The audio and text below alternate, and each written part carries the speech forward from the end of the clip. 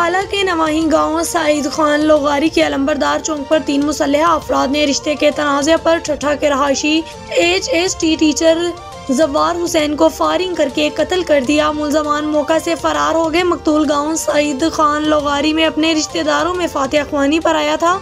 रिश्तेदारों के मुताबिक मकतूल का कत्ल पुरानी रिश्तेदारी के तनाज़े पर हुआ, जबकि लाश काफ़ी देर तक अलंबरदार चौक पर पड़ी रही और पुलिस को इत्तला देने के बावजूद भी पुलिस ना पहुंची।